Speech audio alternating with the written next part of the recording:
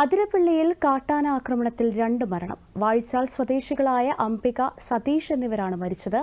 അതിരപ്പിള്ളി വെള്ളച്ചാട്ടത്തിന് സമീപം വഞ്ചിക്കടവിലായിരുന്നു കാട്ടാനയുടെ ആക്രമണം. വനവിഭവം ശേഖരിക്കാൻ ഇറങ്ങിയ സംഘത്തിലുള്ളവരാണ് മരിച്ചത്.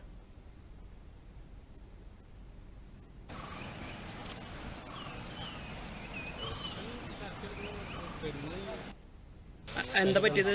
ആന വന്നിട്ടുണ്ടല്ലേ? ചേട്ടനുണ്ടായോ അവിടെ? ഞാൻ ഇവിടെ ഉണ്ടായി. എന്നിട്ട് എന്താ പറ്റിയത്? വൈകുന്നേരമാണ് സംഭവം. ഒരു 7 മണിയായപ്പോഴാണ് സംഭവം. എന്നിട്ട് പിന്നെ ഞങ്ങൾ ആന വന്ന് ഞങ്ങൾ കണ്ടില്ല. രാത്രി തീ കത്തിച്ചിട്ട് പിന്നെ രാത്രി ചെറിയ മഴ ഉണ്ടായല്ലോ, അത് തീ കെട്ടുപോയി.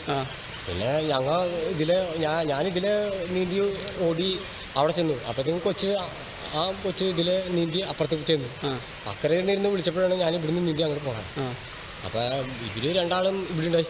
എന്നിട്ട് ആന വന്നിട്ടുണ്ടെങ്കിൽ ഇതിലെ വേറെ ആരൊക്കെയത് ആൾക്കാര്?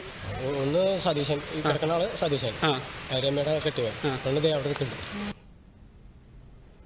അതിരപ്പള്ളിയിൽ നിന്നും കൂടുതൽ വിവരങ്ങളുമായി ഭരിത ചേരുന്നുണ്ട്. ഭരിത, എങ്ങനെയാണ് വിവരങ്ങൾ? അതിരപ്പള്ളി മേഖലയിൽ 2 ആദിവാസികളാണ് കാട്ടാന ആക്രമണത്തിൽ മരണമടഞ്ഞത്. വാഴച്ചാൽ ആദിവാസി ഊരിൽപ്പെടുന്ന സതീഷ്, അംബിക എന്നീ 2 പേരാണ് കാട്ടാനയുടെ ആക്രമണത്തിൽ മരിച്ചത്. വഞ്ചിക്കടവ് ഭാഗത്തു നിന്നും വനവിഭവങ്ങൾ ശേഖരിക്കുന്നതിന് വേണ്ടി ഈ ഭാഗത്തേക്ക് എത്തിച്ചേർന്നതാണ്. ഇവർ 4 പേരായിരുന്നു, കൂട്ടമായാണ് ഇവിടേക്ക് എത്തിച്ചേർന്നത്. മരണപ്പെട്ട സതീഷും ഭാര്യയും മരണപ്പെട്ട അംബികയും ഭർത്താവും ഒരുമിച്ച് 4 പേർ കൂടിയാണ് ഇവർ ഈ ഭാഗത്തേക്ക് എത്തിയത്. ഇവിടെ കുടിൽ കെട്ടി കഴിയുകയായിരുന്നു ഇവർ. അങ്ങനെ താൽക്കാലിക ഒരു ഷെഡിലാണ് ഇവർ കഴിഞ്ഞിരുന്നത്. ആ സ്ഥലത്തേക്ക് കാട്ടാനകളുടെ ഒരു കൂട്ടം എത്തിച്ചേരുകയാണ് ഉണ്ടായത്. ആ സമയത്ത് ഇവർ പലരും പല വഴിയിലൂടെ ചിതറിയോടി. ഒരാൾ നീന്തി രക്ഷപ്പെടുകയായിരുന്നു എന്നാണ് അദ്ദേഹം പറഞ്ഞത്. അംബികയുടെ മൃതദേഹം ലഭിച്ചത് പുഴയിൽ നിന്നുമാണ്. മറ്റൊരാളുടെ മൃതദേഹം ലഭിച്ചത് പാറയടുക്കിൽ നിന്നുമാണ്. മലക്കപ്പാറയിൽ ഇന്നലെ ആദിവാസി യുവാവിനെ കാട്ടാന ചവിട്ടിക്കൊന്നിരുന്നു. അതിനു പുറകെയാണ് ഇന്ന് വാഴച്ചാൽ മേഖലയിൽ 2 പേർക്ക് ആനയുടെ ആക്രമണത്തിൽ മരണം സംഭവിച്ചിരിക്കുന്നത്. സ്ഥിരമായി ആദിവാസികൾ അവരുടെ ഭാഗത്തു നിന്നും ഉന്നയിക്കുന്ന ഒരു വിഷയമാണ് ഈ കാട്ടാനയുടെ ആക്രമണം.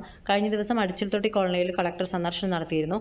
അവിടെയും കാട്ടാനകൾ ശല്യം കൊണ്ടുതന്നെ അവർ സ്ഥാപിച്ച ഫെൻസിംഗ് എല്ലാം ആന തകർത്തു എന്ന പരാതിയാണ് അവർ മുന്നോട്ട് വെച്ചത്. പകരം ട്രഞ്ച് രൂപത്തിലുള്ള മാർഗങ്ങൾ സ്വീകരിക്കുന്ന ആവശ്യകതയും അവിടെ ചർച്ച ചെയ്തിരുന്നു.